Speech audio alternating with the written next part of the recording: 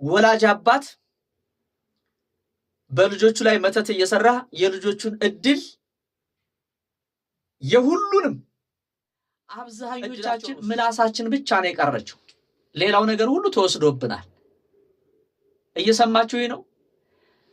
የአብዛኞቻችን የቀረችን ነገር ብትኖር ምላስ ነች። ሌላው በሙሉ ተወስዶብናል። ውበቱ የተወሰደ አለ፣ ሞገሱ የተወሰደ አለ፣ በረከቱ የተወሰደ አለ፣ ጤናው የተወሰደ አለ፣ ጉልበቱ የተወሰደ አለ፣ አእምሮ የተወሰደ አለ፣ ጸጋው የተወሰደ አለ፣ ሀብት ንብረቱ የተወሰደበት አለ፣ እየተወሰደበት ያለ ወልድ ወመንፈስ ቅዱስ አሐዱ አምላክ አሜን። የክርስቶስ ቤተሰቦች፣ የደሙ ፍሬዎች፣ የድንግል ማርያም የአስራት የቃል ኪዳን ልጆች፣ የአምደው ቅዱስ ሚካኤል ወዳጆች፣ ባለማህተቦች፣ ውድ ኢትዮጵያውያንና ውድ ኤርትራውያን በያላችሁበት የአድማስ ጥግ ሁሉ ሰላማችሁ ብዝት ተረፍረፍ ይበልላችሁ። አምደው ቅዱስ ሚካኤል የሚታገላችሁን ይጣልላችሁ። አለው በስጋ አለው በነፍስ እያለ ይጠብቃችሁ። በሕይወታችሁ በድላችሁ በኑሯችሁ በጤናችሁ ሰላም ፍቅር ያጣችሁ በረከት ከእናንተ የራቃችሁ አምደው ቅዱስ ሚካኤል እያላችሁ ጥሩት። አምደው ቅዱስ ሚካኤል ለወዳጆቹ ፈጥኖ ደራሽ ነው። አዲስ ለሆናችሁ እንግዲህ ቤቱን ሰብስክራይብ በማድረግ ቤተሰብ ሁኑ፣ ተቀላቀሉ፣ እንማማራለን። አስተማሪ መካሪ የሆኑ እግዚአብሔራዊ ሐሳብ የሚተላለፍበት የእግዚአብሔር ምሕረት የእግዚአብሔር ቸርነት የአምደው ቅዱስ ሚካኤል አማላጅነት የሚታይበት የሚገለጥበት ቤት ነው። ቤቱ ቤተ ወንጌል ተዋህዶ ሚዲያ ይባላል። እግዚአብሔር በያለንበት አሁንም በድጋሚ ይጠብቃችሁ። እዚሁ ላይ እንግዲህ ልላችሁ የምፈልገው ቪዲዮውን እስከ መጨረሻው ድረስ ተከታተሉት። ላልሰማው አሰሙት፣ ላላየውም አሳዩት። ሚስጥራችሁን ለሰው አታውሩ። ለነማን ምን ማውራት እንዳለባችሁ እወቁ። ያላችሁን ነገር ሚዲያ ላይ ያወጣችሁ አታስጡት። መጽሐፍ ቅዱስ እንዲህ ይላል። በዛ በመጽሐፈ ሲራክ ምዕራፍ 5 ቁጥር 9 ላይ ሚስጥርህን ለሰው አትናገር ይላል። አብዛኞቻችን በራሳችን በለፈለፍነው ራሳችን ወደን ፈቅደን ባደረግነው ሚዲያ ላይ ባሰራጨነው ነገር ሁሉ የተጎዳን የወደቅን የተሰበርን አደጋ የደረሰብን በጣም ብዙ ሰዎች አለ። ይኸውልህ ቤት ሰራሽ ሚዲያ ላይ እያወጣሽ አታስጨው፣ አታስጣው። ይውልኝ ወቁልኝ አትበሉ። አግብታችሁ ወልዳችሁ ከሆነ በጣም እኔ ይገርመኛል። አግብተናል ብለው ሰው ይልን ሰው ይወቅልን ብለው ሚዲያ ላይ የሚያሰጡ ሚዲያ ላይ የሚያወጡ በጣም ብዙዎች ናቸው። የሆነ ነገር የሆነ ታሪክ ሲቀየር የሆነ ነገር ለየት ያለ ነገር ሲኖር ሩጠን ይዘን ሚዲያ ላይ መውጣት ይቅርብን። በዚህ የተጎዱ በጣም ብዙ ሰዎች ናቸው። መኪና ሲገዙ ሚዲያ ላይ፣ ቤት ሲሰሩ ሚዲያ ላይ፣ ትዳር ሲይዙ ሲያገቡ ሚዲያ ላይ፣ ልጅ ሲወልዱ ሚዲያ ላይ፣ የሆነ ስራ ሲሰሩ ሚዲያ ላይ፣ የሆነ ነገር ሚዲያ ላይ። ይሄንን እያየ የራሳችሁ ጓደኛ፣ የራሳችሁ ጎረቤት፣ የራሳችሁ ሰው ያደረበት ያ የቅናት መንፈስ እናንተን ራሳችሁን ያጠምዳችኋል ማለት ነው። ስንት መቶ ሺህ በሚሊዮን የሚቆጠር ድግስ ተደግሶ ሰርግ ተሰርጎ ያ ሚዲያ ላይ ይለቀቃል። ከዛ በኋላ ትዳር ሳይውል ሳያድር የለቅሶ ቤት፣ የጭቅጭቅ ቤት፣ የንትርክ ቤት፣ የሁከት ቤት ይሆናል ማለት ነው። ይህ አብዛኞቻችን ህይወት ነው። የሆነች ነገር ስናደርግ ይውልን ወቅሉልን ብለን ሌላውን ተውት። አዲስ ልብስ በጣም ይገርመኛል እኮ የሆነ አዲስ ልብስ ገዝተን ከሆነ ያንን እንዲታይልን በቃ ያንን ለብሰን አዲስ መሆኑን አላማረብኝም እስኪ ከ10 ስንት ትሰጡኛላችሁ እያሉ ብዙዎች ሚዲያ ላይ ይለቁታል። ከዛ በኋላ ያ የቅናት መንፈስ አጥቂው መንፈስ እኛ ጋር ያለ መንፈስ አለ። እንደገና ደግሞ የሰው ክፋት አለ። ሰው ላይ ያለ መንፈስ አለ። እድላችን ይበላል፣ ጸጋችን ይወሰዳል፣ ሰላማችን ይጠፋል። ባዶ ቀፎች ሆነን እንቀራለን ማለት ነው። ምላስ ብቻ ሆነን እንቀራለን ማለት ነው። ሌላው አካላችን በሙሉ የለም እና እስኪ እናንተ ማለት ለራሳችሁ እስኪ ራሳችሁ ቻል አድርጉት። እናንተ ያልቻላችሁትን እናንተ በራሳችሁ ላይ ያመጣችሁት መዘዝ ይሁንልኝ ወቁልኝ ብላችሁ ያስተዋወቃችሁት ሀብት ንብረት ሊሆን ይችላል። ሌላም ነገር አደጋ ይዞባችሁ እየመጣ ነው። አደጋ ይዞባችሁ እየመጣ ነው። እሰራልሃለሁ እሰራልሻለሁ የሚል እያለ የሚዝት እያለች የምትዝት ጓደኛ፣ ጎረቤት፣ ዘመድ እንዳለሽ አትርሺ፣ አትርሳ። አብዛኛውን ሰው በዚህ እየተጠቃ ይገኛል። የተዋህዶ ልጆች አይደለም እኔና እናንተ ሚዲያ ላይ አውጥተ ነው ተደብቀን እስኪ ራሳችሁን ደብቅ አድርጉ። እስኪ ተደብቃችሁ ኑሩ።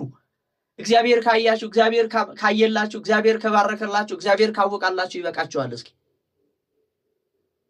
በራሳችን ጥፋት እኮ ነው እየወደቅን ሂደን እነሱ መዳፍ ላይ እየወደቅን ያለ ነው። እነሱ ደግሞ አይደግፉንም፣ ያፈርጡናል፣ ይጥሉናል እንጂ። ስለዚህ ራሳችሁን ደብቃችሁ ኑሩ። ማናችሁን ይሄ መልእክት የምትሰሙ ሰዎች እስኪ ገንዘብ አድርጋችሁ አስቡት። እስኪ አያችሁ፣ ደስታችሁ ሳያልቅ ሐዘን ይተካበታል። በህይወታችሁ ማለት በህይወታችሁ ሐዘን ይተካል።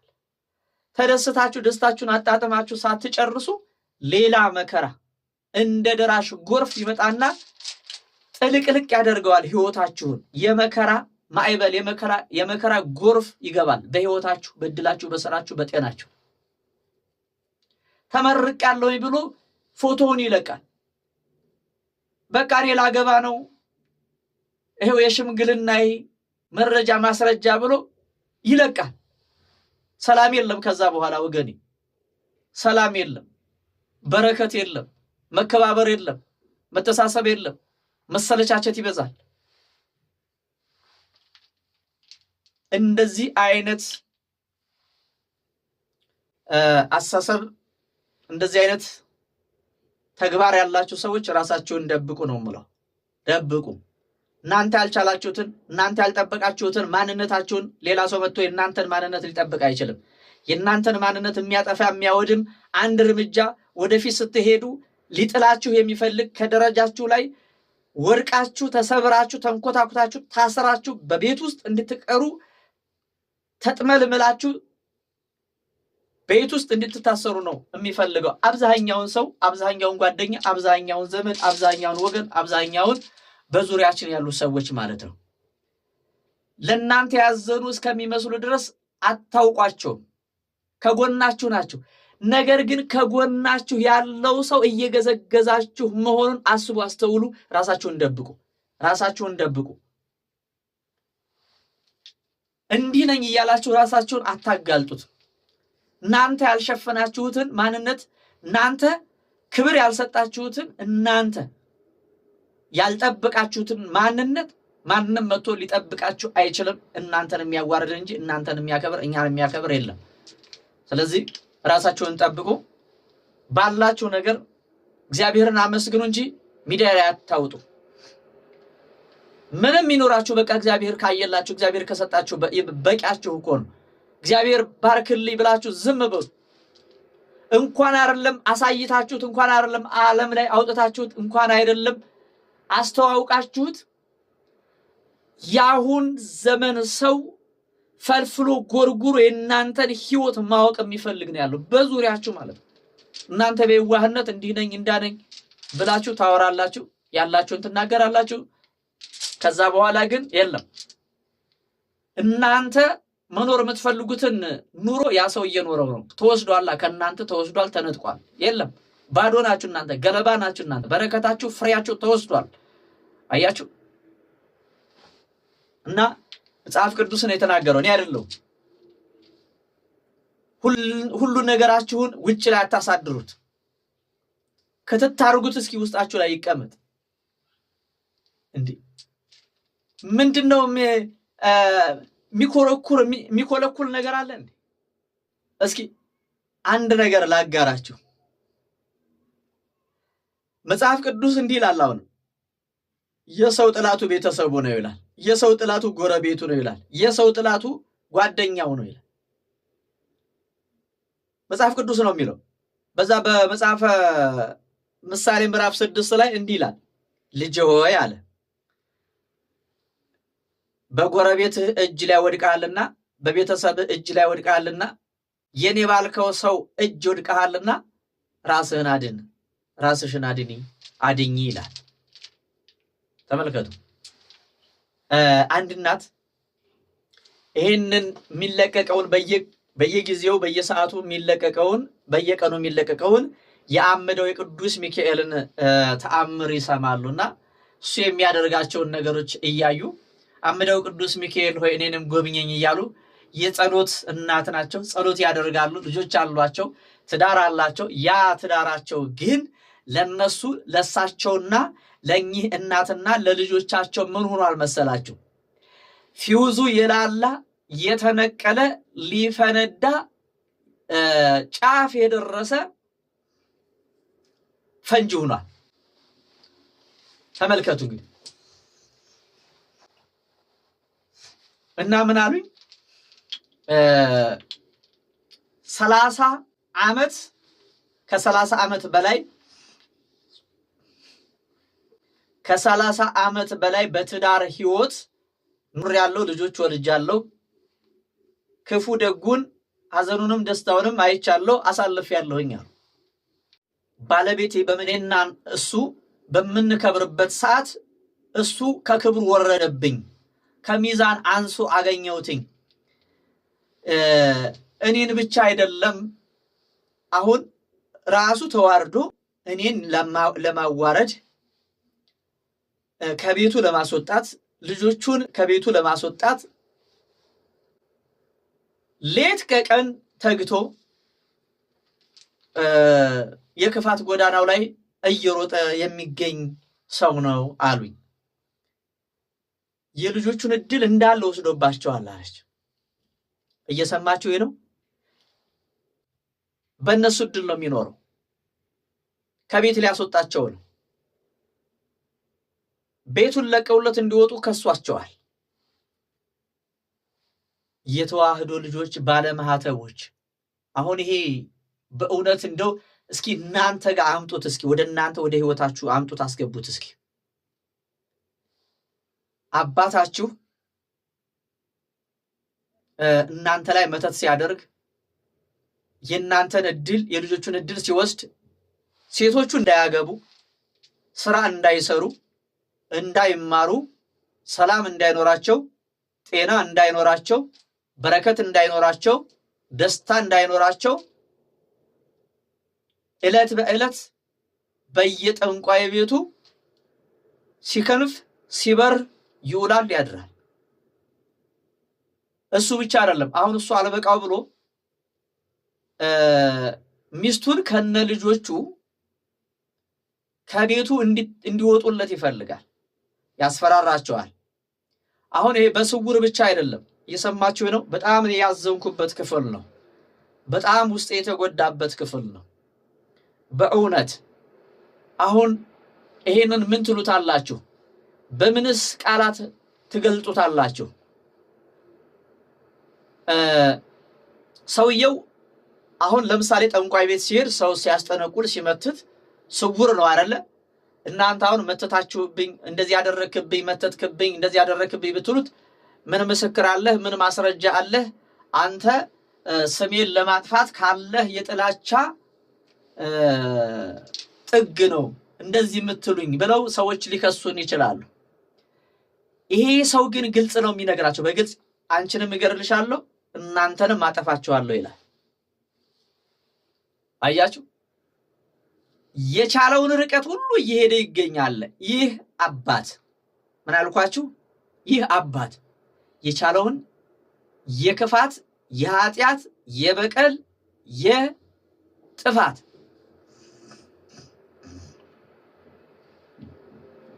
እኔ አሁን ለዚህ ምን ይባላል? ምን አይነት ዘመን ላይ ነው የደረስነው? ምን አይነት ጊዜ ላይ ደረስን ወገኖች? እስኪ እንደው እናንተ እስኪ አስቡት። እስኪ ባል በሚስቱ ላይ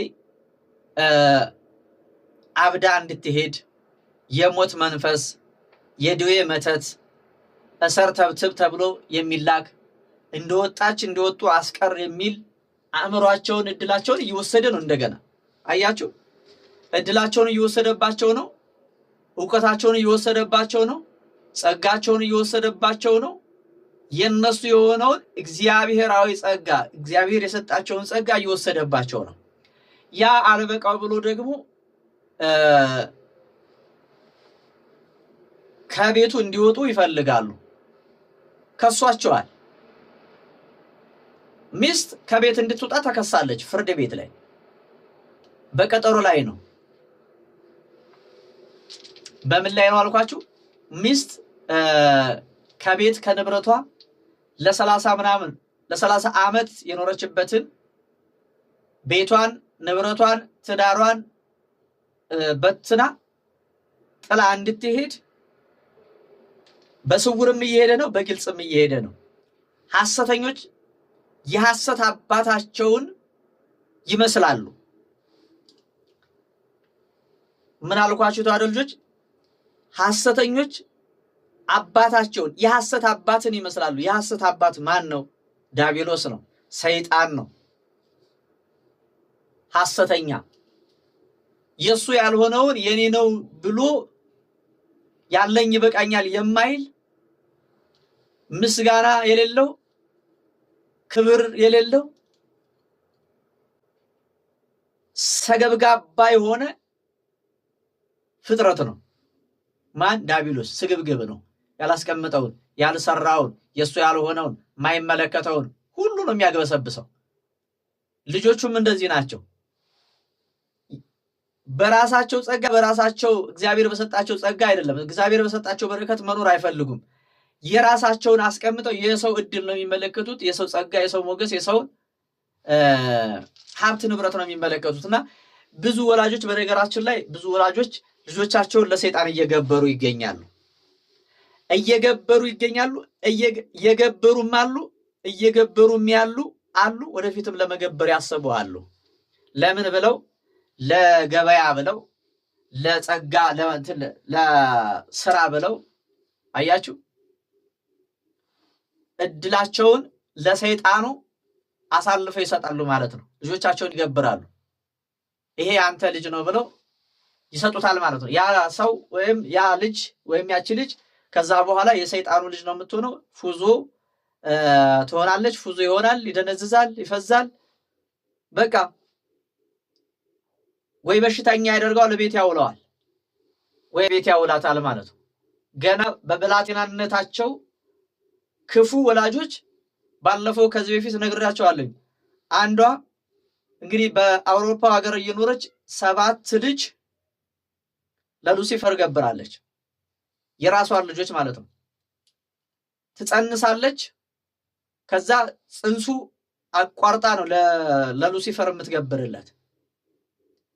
አሁንም ዛሬም አለ። አሁንም ልጆቹን ለሰይጣን እየገበረ ያለ አለ። እናንተ ይሄንን ስትሰሙ ማመን ሊከብዳችሁ፣ ማመን ሊያቀታችሁ ይችል ይሆናል። አልፈርድባችሁም። በትክክል ነው። እንደዚህ አይነት አባቶች እንደዚህ አይነት እናቶች እንዳሉ መዘንጋት የለባችሁም። አሁን መጪው የጾም ወራት ነው። እስካሁን እንግዲህ የሰርግ ወራት ነበረ። እስካሁን ያሳለፍናቸው ቀናቶች የሰርግ ወራት ነበሩ። አሁን ደግሞ የጾም ጊዜያት ተተክተዋል። በዚህ የጾም እና የጸሎት የስግደት ወራት እኔና እናንተ በደንብ እየሰገድን እየቀጠቀጥን መቁጠሪያ ሊኖረን ይገባል ማለት ነው። የእግዚአብሔር ልጆች እርኩስ መንፈስ አጋንንትን ማጋለጥ እንችላለን ማለት ነው። ከኔና ከእናንተ የሚጠበቀው ምንድን ነው መሰላችሁ? በማንኛውም ሰዓት በተጋለጠ ጊዜ ይጋለጥ። እኔና እናንተ ከእናንተ የሚጠበቀው አዘውትረን መጸለይ፣ አዘውትረን መስገድ፣ ስንቀጠቅጥ ከዚህ ከውስጥ እግር ላይ ጀምረን እየቀጠቀጥን እርኩስ መንፈስ አጋንንት እያልን አሁን ይሄ የጾም ወራት ነው። ብዙ ቅዱሳን በረከት ያገኙበት፣ እግዚአብሔር ክብሩ የተገለጠበት፣ ማዳኑ የተገለጠበት፣ የሰው ልጆች ምሕረት ያገኙበት፣ ይቅርታ ያገኙበት ጊዜያት ስለሆነ እኔና እናንተ ደግሞ ኃጢአት በደላችንን እያሰብን ይቅር በለን እያልን ርኩሳን መናፍስትን አጋልጥልን እያልን መቀጥቀጥ። አያችሁ፣ እየቀጠቀጥን እየሰገድን በውስጣችን ያደፈጠ እርኩስ መንፈስ አጋንንት ድግምትና መተት እንዲጋለጥ ይሄ ሲያመልኩት የነበረ ሲገብሩለት የነበረ ከቅድመ አያቶቻችን የመጣ የደፍተራ መተት አለ። የደፍተራ መተት አለ ስላችሁ ይላችሁ አሁን አንደኛ እናት ወይ በመስተፋቀር ሊሆን ይችላል የተገባችሁ ወይም ያገባት፣ ወይ ሚስት አባታችሁን በመስተፋቀር ሊሆን ይችላል ያገባችሁ ያገባት የተጋቡት ማለት ነው። እና ያ መንፈስ ወዴትም አይሄድም፣ ወደ ትውልድ ነው የሚሄደው ማለት ነው። የአይነ ጥላ የሆነ ምን ይሆናል ማለት ነው? የዘርዘር ላይ ይተካል ወይም ይተላለፋል ማለት ነው። ሌላው ራሱን ችሎ ቀጥታ የዛር መንፈስ ተብሎ ጨሌ ተብሎ አዳልሞቴ ሻምበሶ ጠቋር እየተባለ እየተገበረለት ልብስ እየተዘጋጀለት አዳዲስ ልብስ ለቤተ ክርስቲያን የማይሄድ ለሱ ለእግዚአብሔር ለፈጠረን ያላቀረቡትን መስዋዕት ለአጋንንት ለጥልቁ መንፈስ ለሰይጣን እያቀረቡ እየተንከባለሉ እያጓሩ እያስጓራቸው ትውልዱን እያመከነው ያለው ይሄ ጥላታችን ስለሆነ እኔና እናንተ በህይወታችን በኑሯችን ያለውን የጨለማውን ልጅና የጨለማውን ስራ አሰራሩን ሁሉ አፍርሰን ንስሐ ገብተን ቅዱስ ሥጋውን ክቡር ደሙን በልተን ጠጥተን እንዱ ነፃ ልጆች ሆነን የእግዚአብሔር ልጆች ሆነን ከምንም ከሰይጣን መኖሪያነት ተላቀን። አሁን አብዛኛውን ሰው የሰይጣን መኖሪያ ሆኗል ማለት ነው። እኔና እናንተ እንዲኖርብን የፈጠረን እግዚአብሔር ነው። ራሱ እንዲኖርብን መኖሪያው ያደረገን መኖሪያው እንድንሆን የፈጠረን እግዚአብሔር ነው እንጂ ሰይጣን አይደለም። ሰይጣን ራሱ የተጣለ ነው፣ ጨለማ ነው። ግን የጨለማ የሱ ልጆች ሐሳባቸው የጨለመ አእምሯቸው የጨለመ ማንነታቸው ስራቸው ሁሉ የጨለማ ስራ የሆኑ ሰዎች የጨለማውን ስራ ለመስራት መስዋዕት ያደርጋሉ፣ ያቀርባሉ። የጨለማ ስራ ለመስራት የሰውን ህይወት ለማጨለም እነሱ ጨለማ ውስጥ ገብተው ጨለማውን ጌታዬ ንጉሴ ብለው እንደገና ደግሞ ሌላ ህይወት ለማጨለም ግብር የሚገብሩ ለሱ የሚሰግዱ ሰውን በርኩስ መንፈስ አጋንንት የሚጎዱ በጣም ብዙዎች ናቸውና ከዚህ እግዚአብሔር እንዲጠብቀን እንዲያድነን የሱ ቅዱስ ፈቃዱ ይሆነልን። ሌላው ወደ አምደው ቅዱስ ሚካኤል ገዳም መሄድ የምትፈልጉ ሰዎች ስመ ክርስትናችሁንና ጸሎት ማስደረጊያ መባችሁን ልካችሁ ጸሎት ማስደረግ ትችላላችሁ፣ ወይም መቋሚያ ማዘቅዘቅ ትችላላችሁ። የመተት ድግምት፣ መተት፣ አስማት፣ ሟርት ሁሉ እዛ ቦታ ላይ ይታሰራል። ስመ ክርስትናችሁን ጸሎት ማስደረጊያችሁን ትልካላችሁ፣ እድላችሁ ይመለሳል፣ ዘመናችሁ ይባረካል፣ ገንዘባችሁ በረከት ያገኛል፣ ህልማችሁን መኖር ትጀምራላችሁ፣ ትችላላችሁ ማለት ነው። ስለዚህ ይሄ ሐሳብ የገዛችሁ የወደዳችሁት ሰዎች በተቀመጠላችሁ አድራሻ ማነጋገር ትችላላችሁ ማለት ነው። ቪዲዮውን እስከ መጨረሻው ድረስ እየተመለከታችሁ ላላየው እያሳያችሁ ላልሰማው እያሰማችሁ ሼር በማድረግ መልካምና ቀናነታችንን መግለጥ ይኖርብናል። ማጋራት ለሌሎች ማጋራት ይኖርብናል።